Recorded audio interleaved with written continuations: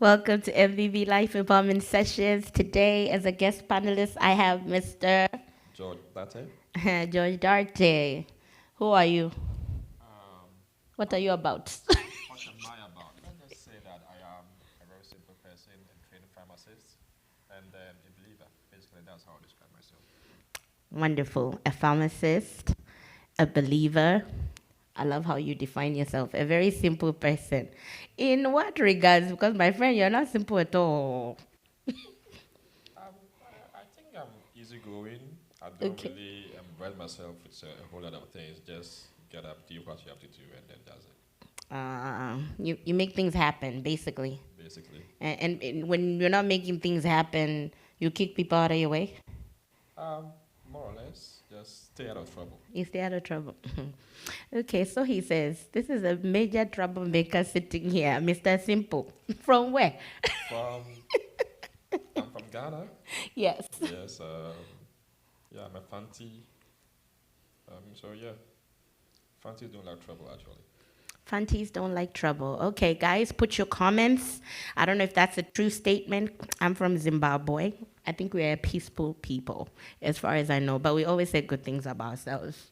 So I need your Fante people and the Twee people. You guys go in the comments and fight. We want to know like which tribe is better. Anyway, we're gonna stop talking and dive into the topic. Thank you for honoring my invitation. So, my question to you is, what is success to you? To me personally, or success in general. Well, you can generalize it, but I want your definition of success, how you Success. view I would it. say success comes with a goal, what you want to achieve. And if you eventually get there and get there in the right way, that is how I describe what success is. Because there are a lot of people who've pursued what they believe to be success, and in the end, they realize that whatever they got wasn't worth it.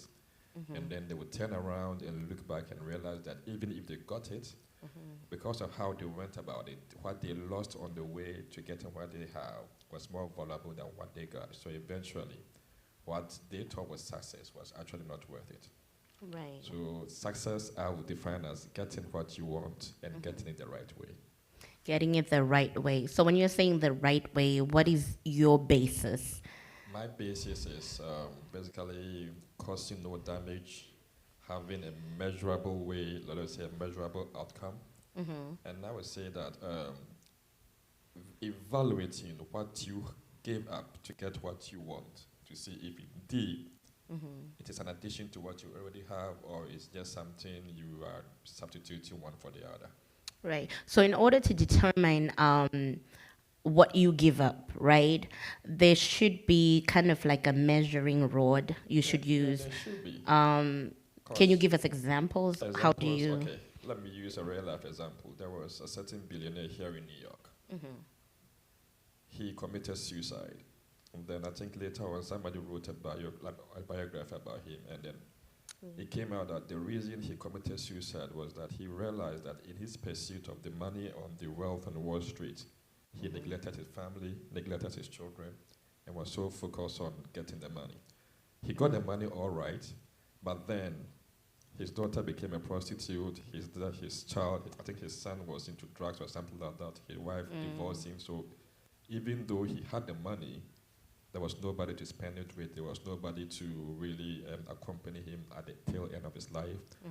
At that point, he realized that what he lost on the way, the family, was more valuable than the millions that he got on the way. So Right. in such a situation, what was more valuable was the family, but he got the money before he realized what he has actually lost. So, if I'm getting this correctly, when you are striving for success, it's not necessarily just materialistic things, money, because we tend to measure success based off of like financial goals. A lot of people, Yeah. right? But success comes in various forms. You have to look at what is truly important and valuable in life, right? Exactly. What does it benefit if you gain the money but you lose everybody around you? Yes. If you lose your your close loved ones in your pursuit of this thing you call success, you end up lonely, a lonely person. Because I can't imagine being a billionaire, having so much money, and then you commit suicide. Actually, there are a lot of people in that situation. If you even study the life of the celebrities, you realize that they have the fame, they have the money, but then you check their life, a lot of them are into drugs, a lot of them are into a whole lot of things. A psychologist I read wrote about their lives, and he said that when the lights are on and when the crowd is screaming, they get a certain euphoria. Right. But when they are by themselves, with their own thoughts, they realize that something is missing. They're So lonely. so in a way to recreate that euphoria, that's when they some of them draw to drugs or some weird behaviors and stuff like that. So we will sit outside and say they are successful, Right. but if you are to meet them in private and speak to them about their life, they will tell you that there's something they are still searching for. There's a big gap, a big hole which they want to fill. Right. And some of them, like I said, will turn to drugs and other stuff. Okay, so the path basically to success is wealth in various forms, not necessarily just money. Yeah. Relationships are a form of success. In fact, Building effective I would say that personally, I would think that the success in most ways, or the most valuable things, are people. people, family. Like there are things that are not really tangible, Right. and most of them actually are free. Yes, and that's the thing, because we're living in a world now where people feel like if you're paying so much money for it, then that thing must be valuable. But it's not necessarily the same, because there are people that probably pour into your life and you don't value them because you're getting things for free. They say like sometimes you find out how valuable they are when they leave.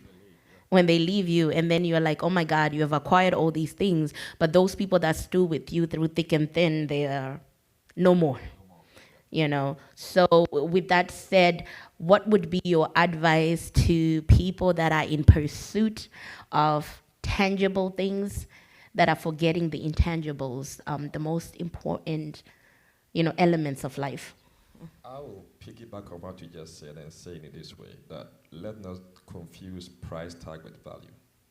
Something may have a heavy price, but that doesn't necessarily mean that's the value. And something may be for free, but it's of a higher value. So Right. let us not confuse price tag with value in the first place. And then I will say that we need to cherish the things that we have. Because believe you me, you lose something and then you realize that that was probably your whole life, or your whole being was relying on that person or that thing. Right. So we need to really look deep, search deep, and know the things that are valuable to us, and let us protect it, cherish it, and nurture it, so that we can have more from that person. Success and value go hand in hand.